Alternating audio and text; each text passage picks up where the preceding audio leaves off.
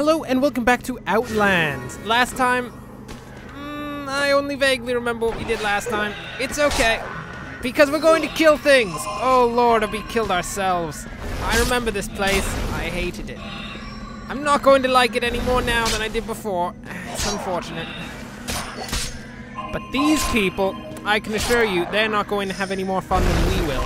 Which probably won't be a particularly large amount of fun when I get terribly impaled on some spikes. Because I don't know if you've ever had the experience in your life where you are impaled on a spike.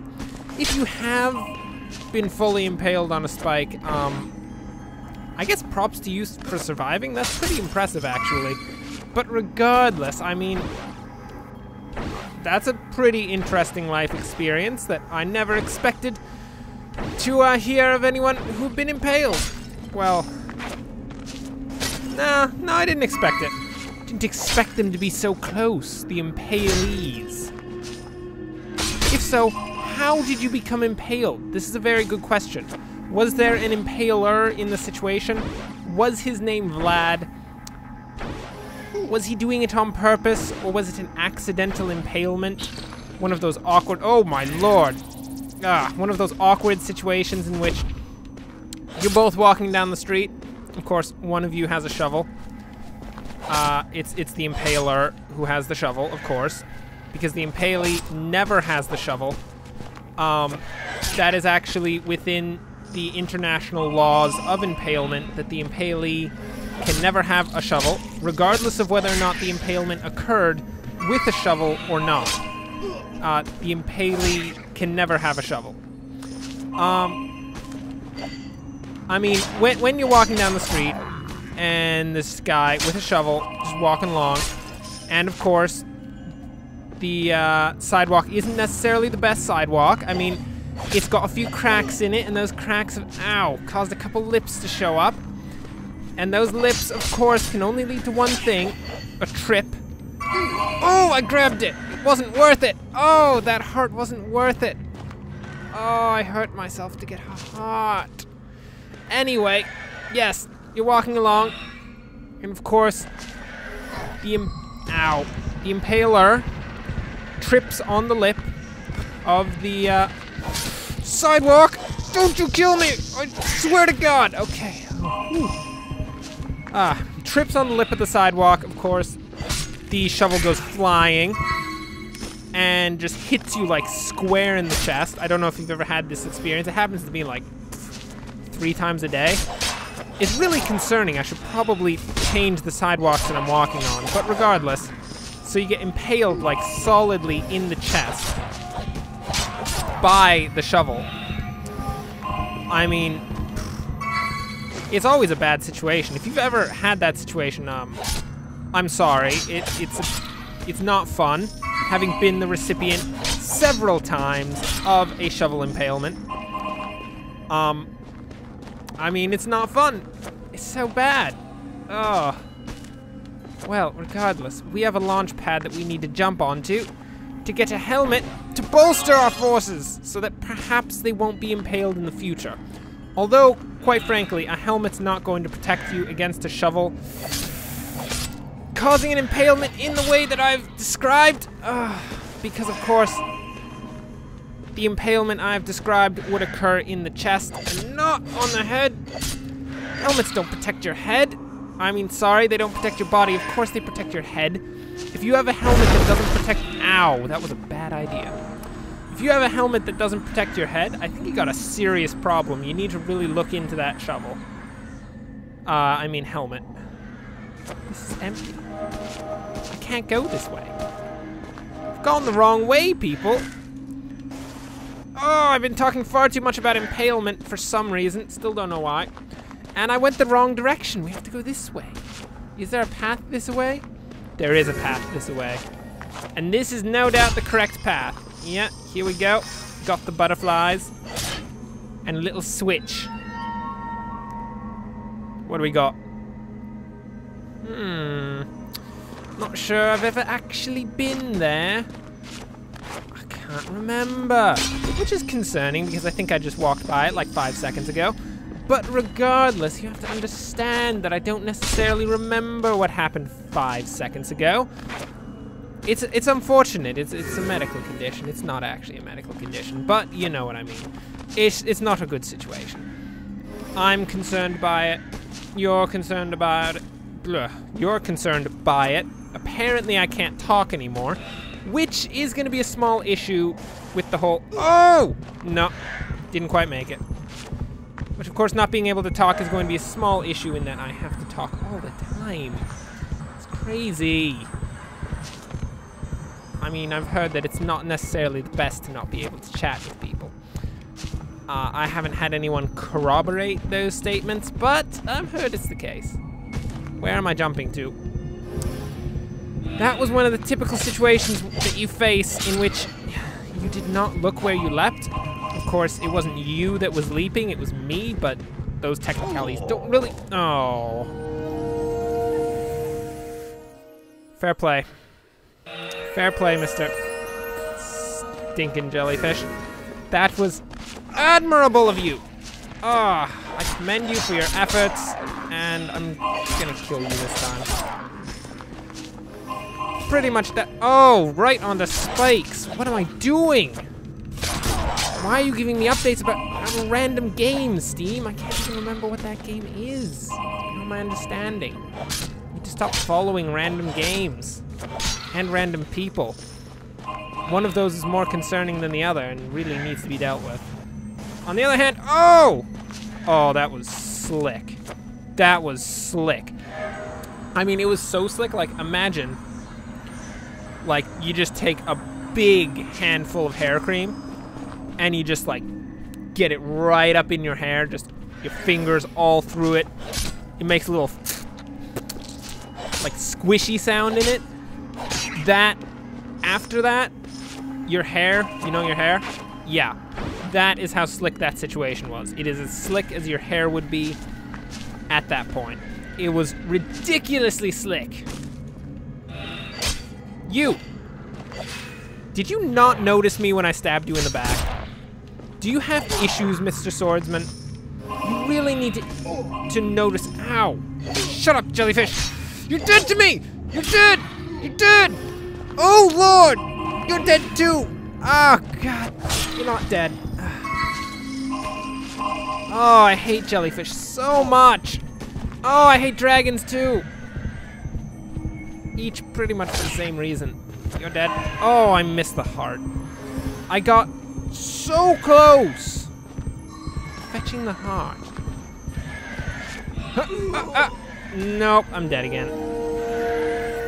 I see how it is. The situation is that, of course, we are nautically challenged, I'll call it, and have issues fighting jellyfish.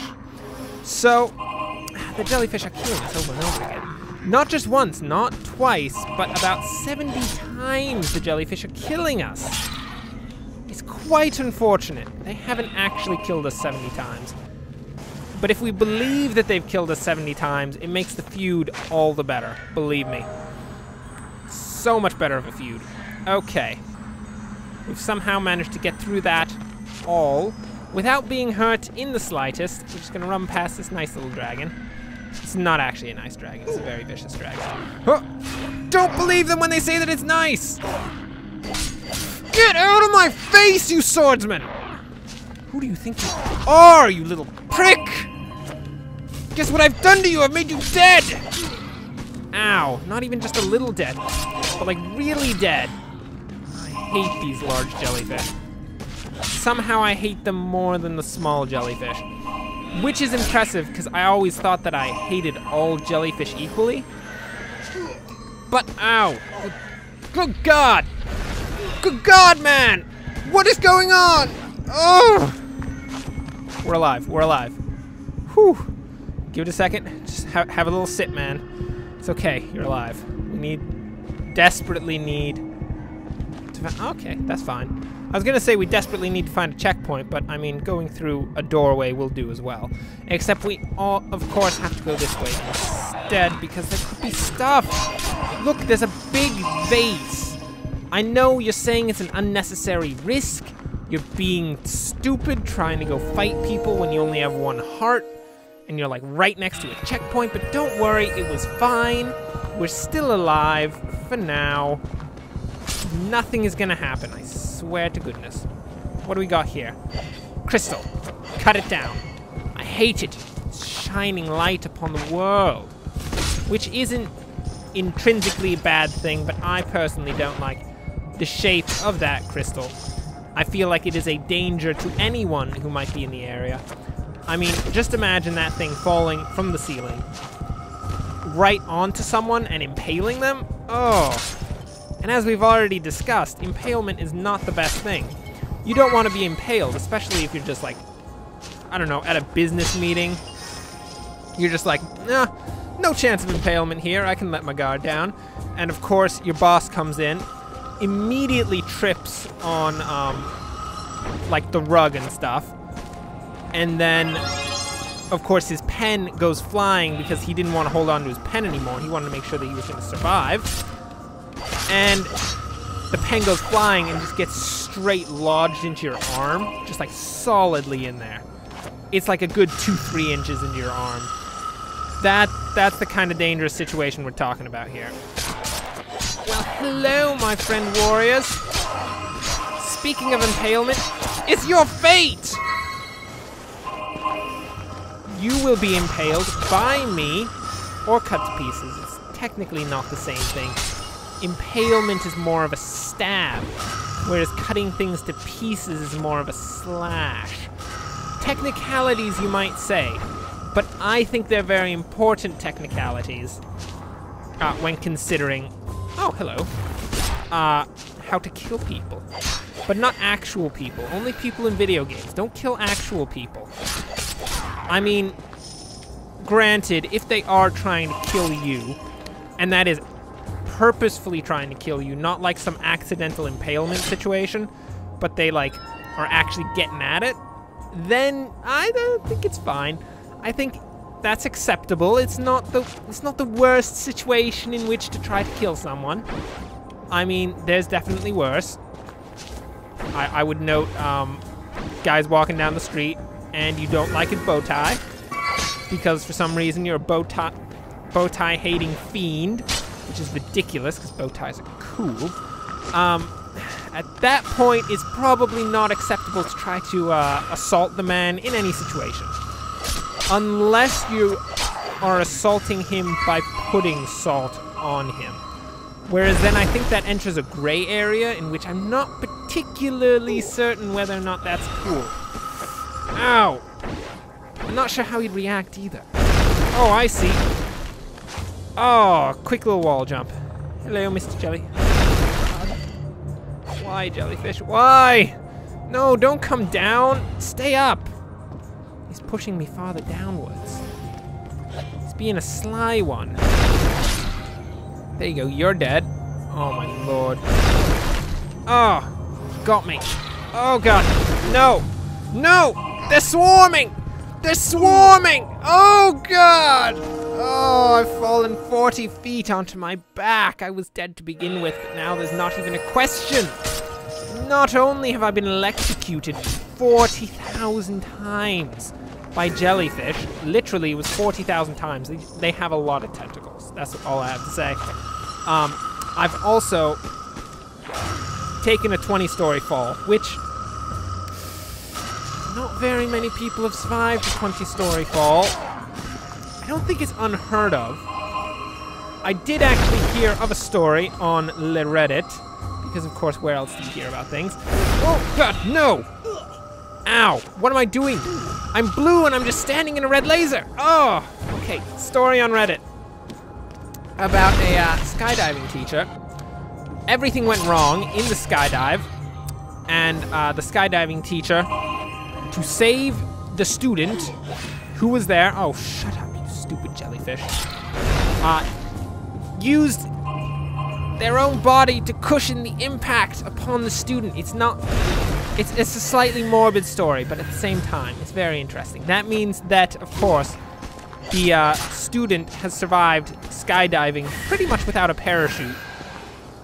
at the expense of her teacher. I believe it was a woman who was skydiving. I don't know. I didn't really check the specifics. I just kind of saw it as a headline, and I was like, oh, that's pretty cool. On one hand, it's pretty cool because you like survived a 40-story fall. On the other hand, it's kind of unfortunate because you no longer have a skydiving teacher. Because of course your skydiving teacher is now fertilizing 40 acres of farmland with their corpse. It's unfortunate. Ow! Shut up, you stupid! Get out of here! You can't touch me. You dare to touch me? I'm the legendary hero! And I'm talking about people skydiving and being destroyed by the fact that they're skydiving. I know, it's slightly morbid. By slightly, I mean quite morbid. But, on the other hand, sometimes you have to suffer from morbidity in your life. Some say it's a very important part of the human existence to face morbidity. I technically just made that up, but it's actually true. People do say that it's important to experience all that life has, even if all that life has is not particularly happy. Oh, look, a helmet. That was the wrong way. That was not a wall jump at all. Neither was that. Oh, I see. Slam my head. Slam my head right into the ceiling. Got a concussion. If I had that helmet, I wouldn't have had a concussion, would I? That's debatable. Helmets don't protect you completely from everything. So they say. I argue that one. I would say that helmets protect you completely, even if you're being attacked by, say, a shotgun at point blank. My support for this is non-existent. I'm just making it up. So, deal with it! Okay, what do we have? I'm not sure how to get up here. It's confusing. Maybe I should go... Ugh! That's not going to work. Understood. Not working. There's no launch pads here. Perhaps we go this way. This is a solid consideration. Oh yes, it's definitely this way. That's a good lesson, people. When you are confused about where you need to go, just go the opposite direction. If, of course, you're trying to get to, say, the deli, to get some meats, because why would you not want to get some meats? Perhaps you're a vegetarian? I'm gonna say that's quite ridiculous. Eat your meats and like them. Get over it. Anyway, say you're going to go get some meats, and you're on the highway, and all of a sudden you realize that you have no clue where you are because you weren't paying attention to where you were going. You were paying attention to, of course, the Pomeranian that was just, like, chilling out over there in, like... Oh, I missed that. You were paying attention to that Pomeranian that was just, like, chilling out on the side of the road. It was, like, doing a little jig and jazz. He had, like, a hat next to him, but there was no one there. It was, like, a street performance of a Pomeranian, just the Pomeranian was doing it by itself. Strange as heck, you know? So you were, of course, distracted by said Pomeranian. Ooh, we got it. And in the course of that, you completely lost track of where you were going, and of course also missed the ladder that you were trying to get up to, which would have been really hard to climb given that you're in a car, but that's secondary, completely secondary. The best thing that you should do in that situation in which the Pomeranian is dancing on the street without an owner, very confusing, is of course to turn around and go back the way you came. Because obviously wherever you are is a very strange place and you may be in great danger. I would argue that you are almost definitely in great danger if there is a Pomeranian just chilling out and doing a little jig without an owner. So, it's something to consider. Always turn around when you don't know where you're going. Oh, no! Eat it, Necromage. Ow. Oh, it was a pretty cool move on one hand in the whole, oh, I just obliterated a dragon thing. On the other hand, I just dove directly onto spikes, which would hurt a lot. There's no fixing that issue. You're going to have multiple holes in you that you did not expect to have. Hello, teleporter. And of course, if you ever have a hole in you that you don't expect to have, it's not a good situation. Please call a doctor immediately. If you happen to be a doctor, well then you can call yourself. On your cellular phone, just type in your own phone number. You'll get voice messages and stuff, and you can pretend that you're talking to the voice messages as you slowly bleed out. Or quickly. For all I know, you are quickly bleeding out, because it is a very bad situation. I don't know. Regardless, just have a little chat with your voicemail. It'll be fine. I swear to goodness you won't maybe not die. Maybe. That's very questionable. You might die. Oh, look! It's the Guardian door. It appears to be a terrible dragon that also looks kind of like a dog. His head looks kind of like a dog. The rest of it, of course, doesn't look like a dog because it looks more like a snake. And if you've ever seen a snake that looks like a dog, either you're tripping like nobody's business, or that is the weirdest snake I've ever seen. Unless, of course, you've only seen ridiculously strange dogs. But I don't know. I can't even deal with that at this point. Oh. Look what we got here. Guardian key. He thinks it's so cool with its shifting colors of death. I don't even care. Just watch this. I'm just taking it like it's casual. Like it's nothing. I think I just talked for like the entire episode about nothing that had to do with the game at all. I don't know if I should apologize for that or if I should just take it in stride. I don't know. But regardless, that brings us to the end of the episode. We are not fighting the winged serpent right now. We will fight the winged serpent when we come back next time. So until then, thanks for watching. If you enjoyed this, like and subscribe. Make sure you don't get impaled between now and the next episode, or else you won't be able to see the episode, very likely, because you will be impaled and that'll hurt a lot. But yeah, thanks for watching and enjoy the rest of your day.